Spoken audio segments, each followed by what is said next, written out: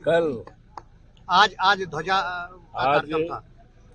प्रभु श्री राम की धरती पर मर्यादा पुरुषोत्तम राम के मंदिर पर ध्वजा फहराया गया।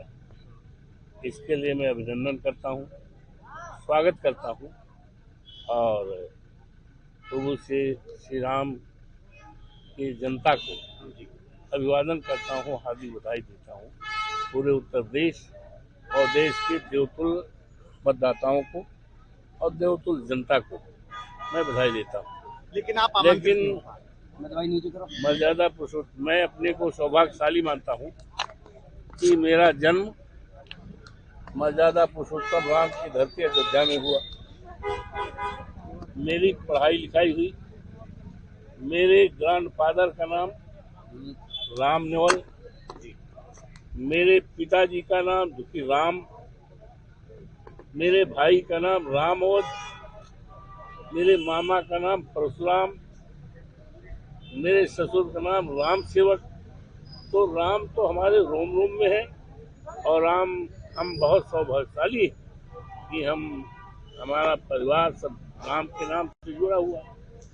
और राम की कृपा से, प्रभु श्री राम की कृपा से हम 9 बार के विधायक माननीय नेताजी आज दुनिया में है, मुलायम सिंह यादव जी और माननीय अखिलेश जी के साथ और माननीय चौधरी चरण सिंह की कृपा से और प्रभु श्री राम की कृपा से और दो देवतुल्य जनता, देवतुल्य मतदाताओं की कृपा से और अपने नेता माननीय अखिलेश जी की कृपा से अयोध्या जनपद जैसी सीट चौवन फैजाबाद चुनाव के पहले देश के लोगों की निगाहें इस सीट पर लगी हुई थी और जब आज चुनाव हो गया तो पूरे देश में 2 तरह की चर्चा है। Awadhesh Prasad Pasi being schedule caste सामान्य सीट पर कैसे जीत गए, केवल ये और एक सब जवाब देंगे। और भारतीय जनता पार्टी जिसने कहा था हम राम मंदिर बनवाए हैं, जबकि राम मंदिर बनवाने का दावा उनका सही नहीं है। राम मंदिर तो उच्चतम न्यायालय के आदेश से बना है। कोई भी सरकार देश में होती तो माननीय उच्चतम न्यायालय के आदेश का पालन करने होता। और फिर हम राम को लाए हैं, ये किसी को विश्वास नहीं आएगा कि 22 जनवरी 24 को पहले दिन जब प्राण प्रतिष्ठा हुआ तब राम को उंगली पकड़ के लाए हैं मोदी जी, ये किसी को विश्वास नहीं। और ये कहते थे इनके लोग हम राम को लाए हैं, राम हमें लाएंगे, तो राम तो अवधेश प्रसाद को लाए। राम तो अवधेश प्रसाद को लाए और राम की कृपा हमारे ऊपर है। लेकिन अफसोस है कि कल आज जो है मंदिर पर ध्वजा लहराया गया। माननीय प्रधानमंत्री जी वहाँ गए, उनके जाने का मैं स्वागत करता हूँ, अभिनंदन करता हूँ और समूचे देवतुल्य जनता को, प्रभु श्री राम की जनता को अभिनंदन करता हूँ, उनके चरणों के प्रणाम करता हूँ। लेकिन हमको बुलाया नहीं गया, क्या कारण है?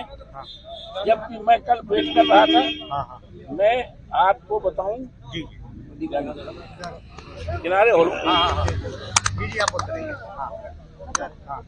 मैं वेट कर रहा था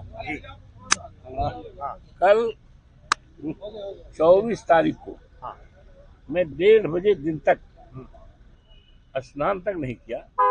I was just waiting, card आएगा भाई, कार्ड आएगा और पता लगे हम नहा रहे हो, कार्ड वाला चला जाए। तो मैं 1:30 बजे तक इंतजार करता रहा और आज रात को 12 बजे तक इंतजार करता रहा कि हमारे पास कार्ड आएगा। कार्ड आज 12 बजे रात तक। सुबह भी मैंने पूछा तो मेरे पास कोई कार्ड नहीं है। और यहाँ तक जानकारी मिली है कि अयोध्या के प्रभु श्री राम की जनता को इग्नोर किया गया। बाहरी लोगों को बुलाया गया लेकिन वहाँ के लोगों को बुलाया नहीं गया। आपको जिस तरीके से आमंत्रित नहीं किया गया, सबसे बड़े जनप्रतिनिधि आपके, कितनी तकलीफ आपके मन में इसको लेकर के है कि आप अयोध्या के सबसे बड़े जनप्रतिनिधि हैं, वहाँ के सांसद हैं और आपको आमंत्रित नहीं किया गया?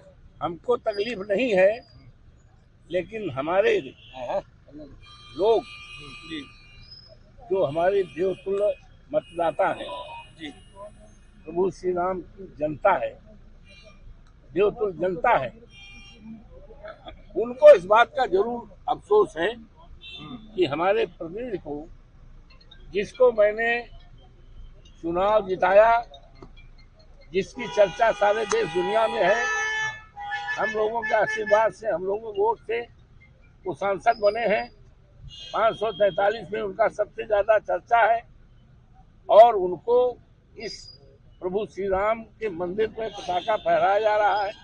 उनको न बुलाने का मलाल और तकलीफ प्रभु श्री राम की जनता को, हमारे देवतुल्य मतदाताओं को है। हमें कोई तकलीफ नहीं, हमें अपने को कोई तकलीफ नहीं। बीजेपी जिस तरह से ये हिंदुत्व कार्ड खेल रही है, जिस तरह से कई समाजवादी पार्टी उसको पिच मानते हुए केदारेश्वर मंदिर का जिस तरह से निर्माण हो रहा है, किस तरह से आप देख रहे हैं? क्या 27 में बाकायदा हिंदू पिच को लेकर दोनों पार्टियां आमने सामने होंगी? देखिए, ऐसा है, 27 में दुनिया की कोई ताकत नहीं है जो माननीय अखिलेश यादव जी की सरकार उत्तर प्रदेश में, उनके नेतृत्व में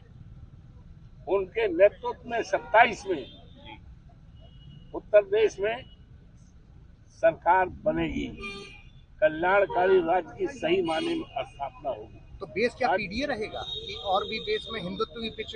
ऐसा है, हिंदुत्व की राजनीति तो बीजेपी वाले करते हैं, हिंदुत्व की राजनीति तो बीजेपी वाले करते हैं। हम हिंदू धर्म के और सनातन धर्म के मानने वाले लोग, हम पूजा पाठ करते हैं। हमारे नेता माननीय अखिलेश जी विश्वास करते हैं पूजा पाठ में। अब देखिए, वहाँ प्रांगण में श्री कृष्ण भगवान का भव्य वो है और जहाँ पर नेताजी का वो है, हनुमान जी का वो है। हम लोग हनुमान जी को पूजा करते हैं, प्रभु श्री राम को मानते हैं और श्री कृष्ण भगवान को। लेकिन हम राजनीति धर्म के आधार पर हमारी राजनीति नहीं है। तो हम धर्म के नाम पर राजनीति नहीं करते हैं, धर्म का पूजा करते हैं, मानते हैं, सनातन को मानते हैं। लेकिन ये भारतीय जनता पार्टी धर्म के नाम पर व्यापार करते हैं, धर्म के नाम पर राजनीति करते हैं। पताका फहराए जाने के बाद जिस तरह से अखिलेश यादव भी ट्वीट करते हैं, जिस तरह वो कहते हैं कि केदारेश्वर मंदिर के लिए जो लगातार प्रगति पूर्णतया होती आ रही है, मंदिर भी पूरा हो रहा है, तो और सकारात्मक रहो, और इस तरह की जो बातें आ रही हैं, तो कहीं ना कहीं ये इशारा धर्म की तरफ तो नहीं जा रहा है? किसी की नकल नहीं है, ये हमारी आस्था का सवाल है, ये हमारी आस्था से जुड़ा सवाल है। हम लोग, अच्छा ये बताओ, जो भारतीय जनता पार्टी में है वही हिंदू है क्या? हम हिंदू नहीं है क्या आज हिंदू राष्ट्र की ये बात करते हैं? हमारे देश के माननीय प्रधानमंत्री जी हिंदू हैं, हमारे राष्ट्रपति जी हिंदू हैं, लोकसभा के अध्यक्ष जी हिंदू हैं, लोकसभा के नेता प्रतिपक्ष राहुल जी हिंदू हैं, समाजवादी पार्टी के नेता माननीय अखिलेश जी हिंदू हैं, और उत्तर प्रदेश जो देश के बराबर है, देश के बराबर एक प्रदेश है, वहाँ के मुख्यमंत्री योगी बाबा हिंदू हैं, राज्यपाल जी हिंदू हैं, अवधेश प्रसाद जो अयोध्या से जीते हैं हिंदू हैं। तो आखिर ये क्या हिंदू, किस तरह का हिंदू राज बनाना चाहते? क्या वो हिंदू राज्य जो इनका बनेगा तो बाबा साहब भीमराव अंबेडकर का जो संविधान है, संविधान की क्या स्थिति होगी? क्या हिंदू राष्ट्र बनेगा तो बाबा साहब भीमराव अंबेडकर का संविधान एज इट इज रहेगा कि संविधान को खत्म करेंगे? ये सारी बातें जब हिंदू राष्ट्र की बात करते हैं तो इनको सबसे पहले किस तरह का हिंदू राष्ट्र करेंगे उसका नक्शा देना पड़ेगा, ब्यौरा देना पड़ेगा। हिंदू राष्ट्र में किन किन जातियों का क्या स्थान होगा, ये सारी बातें हैं। ये धोखा है, ये जमीन पे कोई काम किए नहीं है। इसलिए इस देश की, प्रदेश की और देश की जनता को गुमराह करने का तरह तरह का सगुफा छेड़ते रहे।